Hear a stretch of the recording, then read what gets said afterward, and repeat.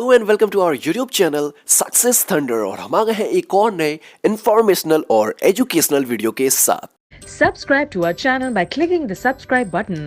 Click the bell button and enjoy the latest uploads from our channel. Hello everyone, welcome to our YouTube channel Success Thunder. आज हम लोग एक circular arrangement के साथ है जिसमें 8 व्यक्ति बैठे हैं। 8 लोगों का अरेंजमेंट है और सभी लोगों को डिफरेंट टाइप की कार पसंद है। तो आइए चलिए हम लोग इस क्वेश्चन को सॉल्व करते हैं। उसके पहले आप एक बार हिंदी में भी और इंग्लिश में भी स्क्रीनशॉट ले लीजिए और ख़ुद से सॉल्व करिए एक बार। तो ये लीजिए, एक बार पूरा क्वेश्चन देखिए, इसका स्क्रीनशॉट ले लीजिए। ये इंग्लिश का है और ये है हिंदी का।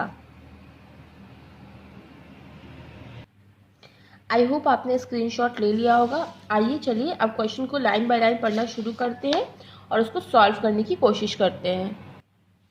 तो देखिए क्वेश्चन में क्या लिखा हुआ है। क्वेश्चन में लिखा हुआ है 8 persons are sitting around a circular table. 8 लोग हैं, ABCDEFGH। सभी लोग सर्कुलर टेबल पे बैठे हैं पर ज़रूरी नहीं इसी क्रम में हो। They all are facing towards the centre. सभी लोग सेंटर की ओर देख रहे हैं। Each of them like different car. सभी लोगों को अलग अलग कार पसंद है।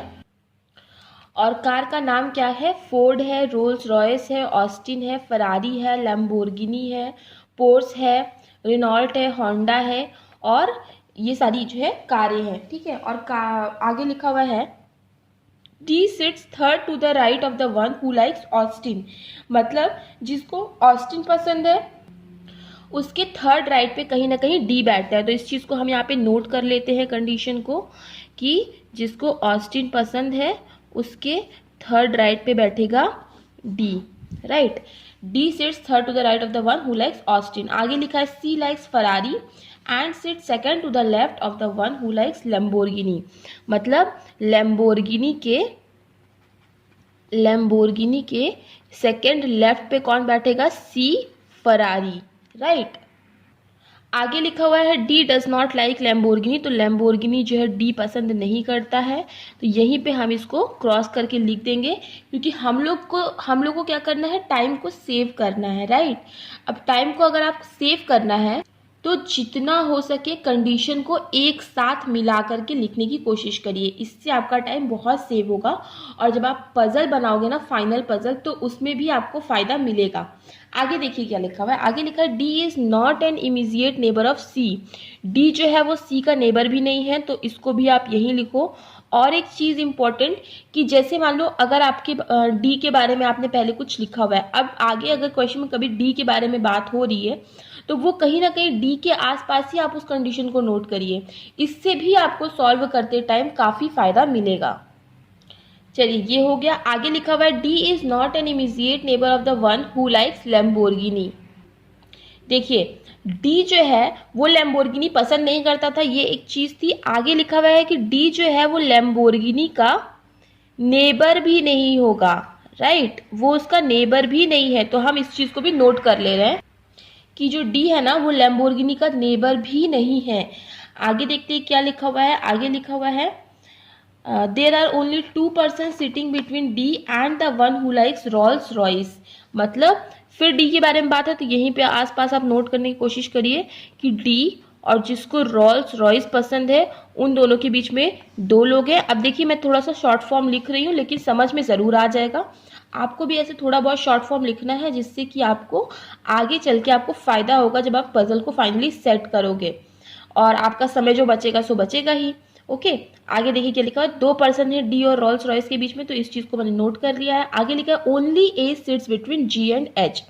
तो जी और एच के बीच में कौन बैठा हुआ है? ए बैठा हुआ है। राइट। तो इस चीज़ को हमने कंडीशन में ऐसे नोट कर लिया कि जी और एच के बीच में ए बैठा हुआ है। बस यहाँ पे इसको मैंने ब्रैकेट लगा लिया। आगे लिखा है F sit second to the left of G. मतलब जी के सेकेंड लेफ्ट पे कहीं ना कहीं एफ आएगा। तो देखो यहाँ पे मैंने जी के बारे में आगे लिखा हुआ था, इसके जस्ट पास ही मैंने इस चीज़ को भी, इस कंडीशन को भी मैंने नोट कर लिया है। F sit second to the left of G. आगे लिखा है there are only 2 persons sitting between the persons who like Porsche and the one who likes Ford. मतलब जिसको पोर्स पसंद है और जिसको फोर्ड पसंद है, इन दोनों के बीच में कितने पर्सन्स होंगे? 2 पर्सन्स होंगे। ठीक है, तो इस चीज़ को भी आप नोट कर लीजिए कि जिसको पोर्स पसंद है और जिसको फोर्ड पसंद है, इन दोनों के बीच में कितने लोग होंगे? 2 लोग होंगे। इन दोनों के बारे में कहीं ऊपर बात की नहीं, तो कहीं पे भी आप नोट कर सकते हो कि जिसको पोर्स पसंद है और जिसको फोर्ड पसंद है, इन दोनों के बीच में कितने पर्सन्स होंगे? 2 पर्सन्स होंगे, right. There are only 2 persons sitting between the one who likes Porsche and the one who likes Ford. आगे लिखा है person who likes Honda is not sitting opposite to the one who likes Lamborghini. मतलब Lamborghini के opposite Honda नहीं बैठता है, right. तो इस चीज़ को भी हमने नोट कर लिया है। The person who likes Honda is not sitting opposite to the one who likes Lamborghini. आगे लिखा है the one who likes Renault is not an immediate neighbour of the one who likes Porsche. मतलब जो Renault है वो pores का जो neighbour है वो नहीं है, ठीक है। तो ये दोनों क्या है? नेबर नहीं होंगे। तो यहाँ पे मैंने छोटा सा नेबर भी लिख दिया है, शॉर्ट फॉर्म में लिखा है। आप अपने तरीके से कैसे भी लिख सकते हो, ठीक है। आगे क्या चीज़ लिखी हुई है? वैसे तो मुझे ये यहाँ लिखना चाहिए था पर जगह नहीं है, इसलिए मैंने यहाँ पे लिखा है। इसको आप चाहो तो जोड़ सकते हो ताकि आप जब भी इस क्वेश्चन को बनाओ तुरंत आपकी नज़र यहाँ पे भी इस कंडीशन पे भी चली जाए। इससे क्वेश्चन आसानी से सॉल्व हो जाता है। आगे लिखा हुआ है the one who likes Lamborghini sit second to the left of E. मतलब ई के सेकेंड लेफ्ट पे लैम्बोर्गिनी पसंद करने वाला व्यक्ति बैठेगा। तो देखिए लैम्बोर्गिनी के बारे में यहाँ बात किए थे, इसीलिए हमने यहाँ पर भी लैम्बोर्गिनी के बारे में जब आगे बात आई तो यहीं पे नोट किया। तो देखिए यहीं पे जो है कंडीशन हमारी जो ख़त्म हो जाती है। सारी कंडीशंस हमने अच्छे से नोट कर ली। अब हमें इसकी ज़रूरत नहीं है, अब हम इस कंडीशन से ही अपनी पजल को बना लेंगे। तो चलिए फिर क्वेश्चन को पढ़ना शुरू करते हैं। तो देखिए क्वेश्चन में क्या लिखा हुआ था कि 8 लोगों का अरेंजमेंट था और सभी लोग सर्कुलर टेबल पे बैठे थे और सारे के सारे जो है सेंटर की ओर फेस कर रहे थे। तो कम से कम 2-3 पॉसिबिलिटी हमें बना लेनी चाहिए, राइट। अच्छा, तो अब इस क्वेश्चन को हमें शुरू कहाँ से करना है? तो क्वेश्चन को शुरू आपको वहाँ से करना है जिसके बारे में आपको सबसे ज़्यादा इन्फॉर्मेशन पता हो। जैसे कि यहाँ पे देखिए ऑस्टिन के बारे में कितनी सारी चीज़ें लिखी और उससे कड़ी जुड़ते जुड़ते कई सारी चीज़ों के बारे में आपको पता चला है। तो चलिए वहीं से शुरू करते हैं। अच्छा, तो देखिए ऑस्टिन के थर्ड राइट पे डी है, तो ये रहा ऑस्टिन। इसके 1, 2, 3 राइट पे यहाँ पे आ जाएगा डी, राइट। आगे देखते हैं। देखिए तो ये कंडीशन आपकी क्या हो गई? सॉल्व हो गई। आगे क्या था इससे रिलेटेड इन्फॉर्मेशन इन दोनों से? तो यहाँ पे देखिए डी और रोल्स के बीच में 2 है, तो 1, 2 रोल्स इस साइड नहीं आ सकता, 1, 2 रोल्स किधर आएगा? इस साइड आएगा। तो ये कंडीशन भी आपकी क्या हो गई? सॉल्व हो गई। आगे क्या लिखा हुआ था?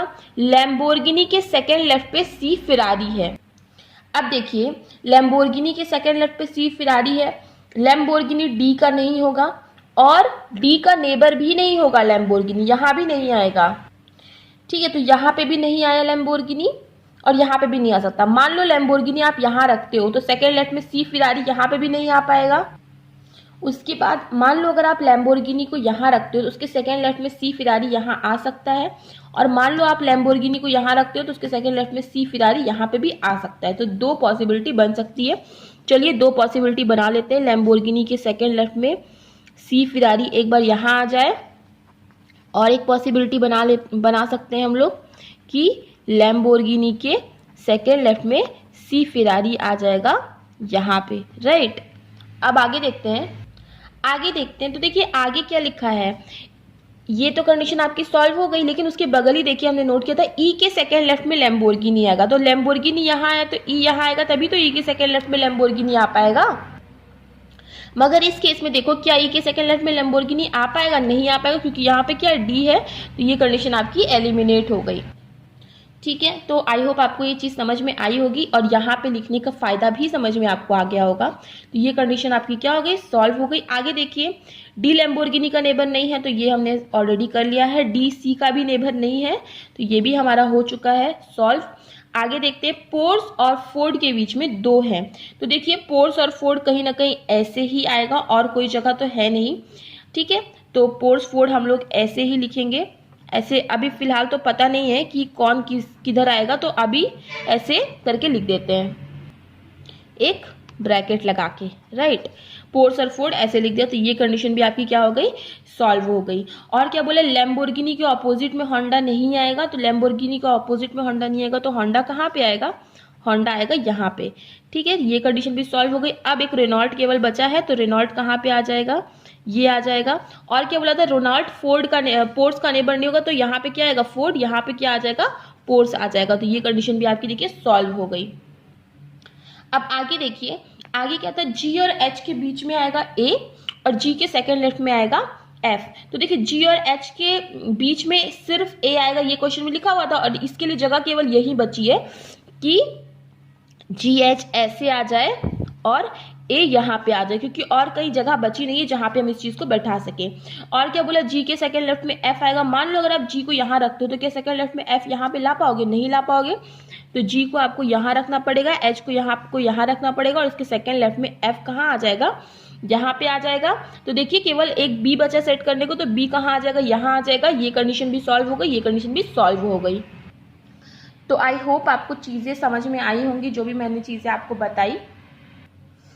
अगर आपको वीडियो पसंद आया हो, वीडियो थोड़ा भी इंफॉर्मेटिव लगा हो, जिससे आपकी कुछ भी स्पीड बढ़ी हो, तो वीडियो को लाइक करिएगा, चैनल को सब्सक्राइब कर दीजिएगा अगर आप पहली बार चैनल पे आ रहे हो तो, और वीडियो को शेयर करिएगा, ज़्यादा से ज़्यादा शेयर करने की कोशिश करिए। So thank you so much for watching. मिलते हैं अपने नेक्स्ट वीडियो में।